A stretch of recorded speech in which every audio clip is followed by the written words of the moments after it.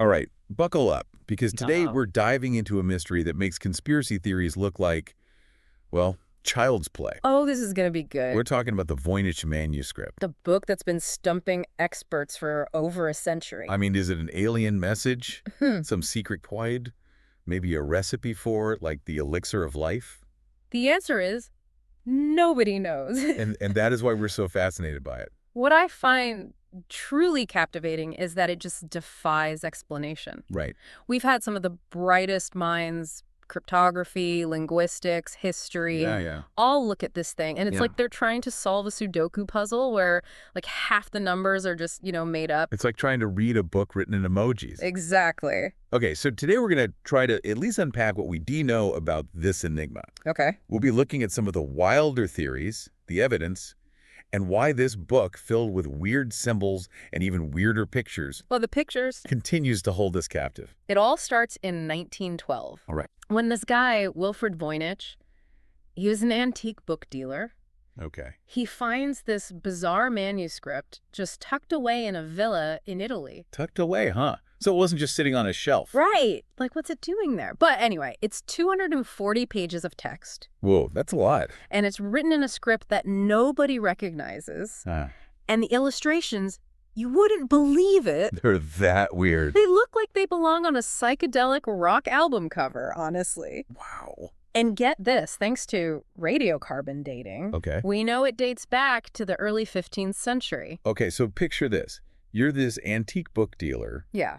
probably expecting to find, I don't know, some dusty old love letters or a forgotten historical account, Right. and bam, Wow. you stumble upon a book that looks like it was written by a time-traveling, hallucinating monk. It really is a historical plot twist. Right. It's almost as if the universe was playing a cosmic joke on this poor guy. Poor Wilfred. And in a way, it's been playing that joke on the rest of us ever since. Because we still can't figure this thing out. Nope. Speaking of things we can't figure out, let's talk about those illustrations. Okay. We have unidentified plants that look like they belong in, like a Dr. Seuss book. I was gonna say out of this world. Astronomical charts that seem familiar, Yeah. but they're just slightly off. Like something's not quite right. And then Yeah. the infamous biological section, Oh, yeah. where things get really bizarre. That's one way to put it. I mean, we're talking illustrations of women, Mm-hmm. often naked, by the way, Yeah. submerged in, like, interconnected tubs Yeah. filled with what looks like green liquid. Green liquid. What is that? I'm no art critic, but I'm pretty sure those illustrations wouldn't exactly pass the censors in most Renaissance art circles. I mean, right. But seriously, what do they even tell us?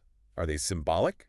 Literal? Good question. That's like trying to interpret a dream after you've eaten like a whole cheese platter. I know what you mean. The more you look at it, the weirder it gets. And that's part of what makes it so fascinating. Right. Let's address the elephant in the room, Uh, the hoax theory. the hoax theory. Is it possible this whole thing's just an elaborate prank? You mean like some bored medieval prankster cooked this up just to mess with us? Exactly. Wouldn't that be a historical burn? Hey, let's create this super complex book that nobody will ever understand. Let's just see them try to figure it out in a few hundred years. Right. But here's the thing. The evidence seems to point against a hoax. Oh. First, there's the manuscript's age. Uh-huh. It's genuinely old. We're talking early 15th century. So not some recent forgery. It's not like someone just, aged some paper and whipped out their fancy calligraphy pen. Right. Yeah. And then there's the consistency of the script. Okay. It's not random scribbles. It follows a pattern. A structured system. And this is where Zipp's law comes in. Ah. Zipf. Okay, now you're going to have to break that down for me. Sure. Sounds a little technical. Yeah. Imagine you're analyzing the frequency of letters in the English language. Okay. You'll find some letters, E, T, appear way more often than others. Like Q and Z. Exactly. Got it. Zipf's law says this pattern, this distribution, Yeah, it's actually predictable and consistent in natural languages. I'm following. Now, how does this apply to the Voynich manuscript? Yeah, tell me. Even though it's written in this unknown script, Right. it still follows Zipf's law. So it's not just gibberish. Not just gibberish, no. It's like it actually is a structured language system. That's what makes it so intriguing. So hoax theory, less likely. Much less likely. So what is it then? That is the million-dollar question. Well, we've got to take a break, but when we come back, Yes. we're diving into some of the most popular theories surrounding this crazy manuscript. Right. From alchemy to aliens and everything in between. Can't wait. Stay tuned because this mystery is about to get even deeper. Buckle up. Welcome back to our deep dive into the Voynich Manuscript. We were just talking about the hoax theory and how Zipp's law kind of debunks that whole idea. It really does. So if it's not a prank, Yeah. what could this bizarre book actually be? Well, let's get to the good stuff. The theories. The theories. And believe me, when it comes to the Voynich Manuscript, Yeah. there's no shortage of speculation. Oh, absolutely. We're talking theories that range from the plausible to the downright outlandish. That's the beauty of it. So let's start with one of the more popular theories. Okay. Alchemy. Alchemy. Right. This was a big deal back in the 15th century. Huge. People were obsessed with turning lead into gold, finding the elixir of immortality, Reality, yeah. messing around with the elements. Classic. So could this manuscript be some kind of alchemical recipe book? A recipe book. It's like step 1, collect the tears of a unicorn under a full moon. Uh-huh. Step 2, add a pinch of powdered philosopher's stone. Sounds about right. That kind of thing. Well, some of the illustrations, especially in that biological section with the tubs and the strange plants, Yeah. they kind of lend themselves to that alchemical interpretation. They do, don't they? But then again, who knows what those medieval alchemists were really up to? Maybe they were brewing kombucha before it was cool. Kombucha or alien juice. Ooh, alien juice. Yeah. That brings us to our next theory. Let's hear it. The alien theory. The alien theory. I know. Sounds like something out of the X-Files. A little bit. But hear me out. Some of those illustrations, especially the plants and the astronomical charts, Okay. they look like they could be from another planet. Another planet, yeah.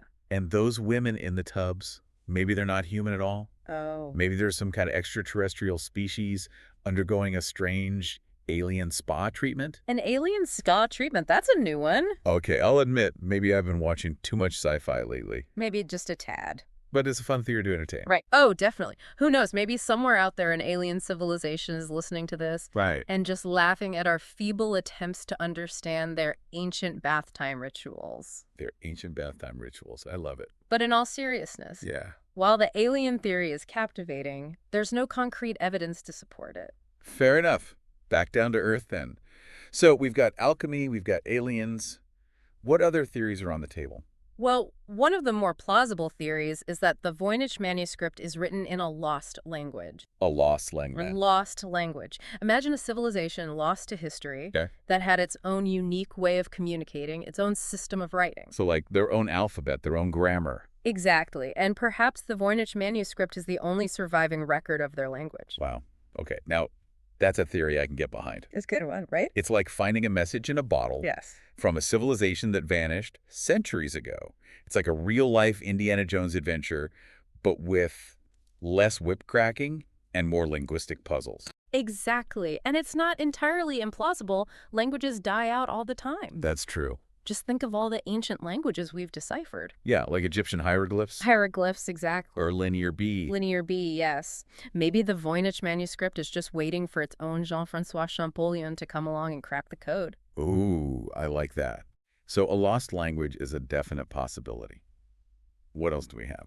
Another compelling theory is that the Voynich Manuscript is a cleverly constructed cipher. A cipher? A code designed to protect sensitive information. Maybe it contains state secrets, religious doctrines, or even forbidden knowledge that was considered too dangerous to share openly. Ooh, intrigue. Right. Secret societies, hidden knowledge, forbidden text. Yeah. I'm getting Dan Brown vibes here. Okay. But seriously, if it's a cipher, why haven't we been able to crack it? I mean, we've broken some pretty tough codes in the past. That's the thing about ciphers, they can be incredibly complex. Yeah. Especially if they were designed by someone with a deep understanding of cryptography. Yeah. And remember, we have no idea what kind of encryption methods were being used back in the 15th century. That's true. It's possible that the techniques used to create the cipher are completely unknown to us. Lost to time. Lost to time. Okay, so we've got a lost language, a complex cipher. Any other contenders for the Voynich Manuscript's true purpose? There's one more theory we need to discuss, and it might be the most mind-boggling of all. Okay, hit me with it. What if the Voynich Manuscript is written in a completely fabricated language? Wait, fabricated? Fabricated, not a lost language, not a cipher, but a language that someone created from scratch, just for kicks. Hold on. You're telling me that someone just decided to invent their own language? Yep. Write a whole book in it? A whole book. And then, what, hide it away in a villa for someone to find centuries later? Pretty much. That seems a bit far-fetched. Yeah. Even for the Voynich Manuscript. It does, doesn't it? But consider this. What if the creator was a linguistic genius? Someone obsessed with the structure and beauty of language. Maybe they saw this as a challenge, an intellectual exercise, a way to push the boundaries of what language could be. So they were like the Leonardo da Vinci of linguistics. Exactly. Creating a language masterpiece just for the sheer joy of it. Just for fun. And remember, we're talking about a time when people had a lot more time on their hands. No internet, no Netflix, just long evenings by candlelight. Maybe inventing a language seemed like a good way to pass the time. I guess when you put it that way. All right, so we have a whole smorgasbord of theories here. Yeah. Alchemy, aliens, a lost language, a complex cipher, and a fabricated language created by a linguistic rock star. But before we get lost in this labyrinth of speculation, let's take a step back and ask, why does this even matter? Why are we so obsessed with this one book? That's a great question. I think the answer lies in our innate human curiosity. We're drawn to mysteries, to puzzles, to things that defy easy explanation. We love a good challenge. We do. The Voynich Manuscript is like a giant question mark, a challenge to our intellect and our imagination. It's like a giant escape the room game. But instead of being locked in a physical room, we're locked in a mental puzzle. And the stakes are high. We're not just trying to escape boredom. We're trying to unlock the secrets of history, of language, of human ingenuity. And perhaps on a deeper level, the Voynich Manuscript speaks to our own search for meaning. Ooh, getting deep now. We live in a world that often feels chaotic and uncertain. We crave order, we crave understanding, we crave a sense that there's a hidden logic to it all, and maybe, just maybe, the Voynich Manuscript holds the key to that understanding. It's like we're looking for a Rosetta Stone for the universe itself. Yeah. A way to decipher the grand code that underlies all of existence. Exactly. And even if we never find that grand code, even if the Voynich Manuscript remains an enigma forever, the search itself is valuable. It forces us to think critically, to question our assumptions, to expand our horizons. It reminds us that there's still so much out there we don't know. And that's a beautiful and humbling thing. Okay, I'm officially hooked. Yeah. I need to see this thing for myself. Is the Voynich Manuscript on display anywhere? Can I go, like, gaze upon its mysterious pages and maybe channel some ancient linguistic wisdom? Well, you're in luck. The original manuscript is housed at the Beinecke Rare Book and Manuscript Library at Yale University. Yale, okay. It's not always on public display, Oh. but you can view high-resolution images of the entire manuscript online. Online. Perfect. I know what I'm doing this weekend. I'm going to be curled up with my laptop, a pot of coffee, and those high-res images, trying to crack the code myself. Wish me luck. Good luck. And who knows, maybe you'll be the one to finally solve the mystery. But in the meantime, let's talk about the cultural impact of this book. It's inspired countless articles, books, documentaries, even works of fiction. It's everywhere. It really is. It's like the Voynich Manuscript has taken on a life of its own, independent of its actual meaning. It's like a pop culture Rorschach test. Yes. Everyone sees something different in it, projects their own hopes, fears, and fantasies onto its mysterious pages. We're all searching for meaning, for connection, for something to make sense of this crazy world. We are? And the Voynich Manuscript, with its cryptic symbols and bizarre illustrations, it seems to offer this tantalizing glimpse into another reality, another way of thinking. It does. And that's precisely why it continues to fascinate us, isn't it? I think so. It's a reminder that there are still mysteries out there, puzzles that defy easy answers, secrets that lie hidden in plain sight. Hidden in plain sight. I like that. And maybe, just maybe, those secrets are waiting for us to unlock them. Okay, I have one last question before we wrap up this part of our deep dive. Okay. What if, and hear me out on this, Okay. what if the Voynich Manuscript is actually meaningless? Meaningless. What if it's just a collection of random scribbles, a product of someone's overactive imagination, with no real purpose or significance? Would that diminish its allure? Would we still be so captivated by it? That's a fascinating question, and I think the answer is yes, we would still be captivated by it. Really? Because Even if the Voynich manuscript doesn't have a literal meaning that we can decipher, it still has a kind of meaning in the way it makes us feel, I see what you're saying. the way it sparks our imaginations, the way it connects us to a sense of mystery and wonder. It's like a piece of abstract art. It might not represent a specific object or scene, Right? but it can still evoke emotions, memories, and ideas in the viewer. Precisely. The meaning isn't fixed. It's created in the interaction between the artwork and the observer. Exactly. And I think the Voynich manuscript works in a similar way. Even if we never crack the code, it still has the power to move us, to inspire us, to make us question and explore. It's a reminder that meaning isn't always about finding answers. Sometimes it's about asking the right questions. Ooh, I like that. Asking the right questions. Hmm. So what happens next? What's the future of the Voynich manuscript? Well, that's a story for part 3. Welcome back to the deep dive. We've been trying to unpack this whole Voynich manuscript thing. This book that's basically like the Beyoncé of historical mysteries. Okay, I like that. I mean, it's been around for centuries. Uh-huh. It's beautiful in its own way, Yeah. and everyone's got a theory about it. So many theories. It's just like Queen Bey's lyrics. Oh, nice tie-in. The Voynich manuscript leaves, a lot open to interpretation. That's true, But that's part of what makes it so fascinating. for sure. It forces us to think differently, to question what we think we know about language, history, Yeah. even the nature of reality, It's like the manuscript saying, I'm not just going to give you all the You answers. got to work for it. Use your imagination. Embrace the mystery. Right. So this brings us to a pretty interesting question. Sure. What does the future hold for this thing? Yeah. Will we ever decipher it? That's the big question. Or is it just going to stay an unsolved puzzle? Like a forever testament to the limits of human understanding. Exactly. Well, with all the crazy advances in technology these days, AI, machine learning, Right. maybe even some futuristic code-breaking algorithm we haven't even thought of yet. Who knows? Makes you think that maybe it's only a matter of time. Until someone cracks it. Yeah. You're right. Those advancements could really change the game. Imagine like a supercomputer that can analyze all the manuscript's patterns. Cross-reference it with every known language and cipher. Maybe even generate new hypotheses. Ones that we haven't even considered, right? It'd be like having a team of like Indiana Joneses, Okay. Alan Turings, and a few time-traveling linguists Whoa, that's a team. all working together The dream team. to solve the ultimate historical puzzle. I like it. I know, right? It's an exciting thought. But there's also that chance, right? Yeah. That it'll just stay a mystery. A permanent question mark in history. And maybe, just maybe, that's okay.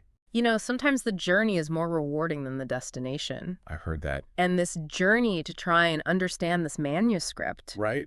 it's taken us through some pretty amazing places. Alchemy, aliens, Lost languages. made up languages. It's been a wild ride. Wild's an understatement. And, whether we decipher it or not, Yeah. the Voynich manuscript's already given us so much. Think about it. It's sparked our curiosity, Challenged our assumptions. and it's made our imaginations run wild. It's like this reminder What is it a reminder of? that the world is full of wonder Wonder. Mystery. and things we just may never fully understand. And isn't that a beautiful thing? I think so. To just acknowledge Yeah. that there are limits to our knowledge That we don't have all the answers. and that there's still so much out there. To explore, to discover. It's like the manuscript is saying to us, hey, the universe is this huge, mysterious place. Don't be afraid to ask questions. Be Curious, embrace the unknown. Beautifully put. Ah, shucks. And who knows, maybe the true value of the Voynich manuscript Yeah.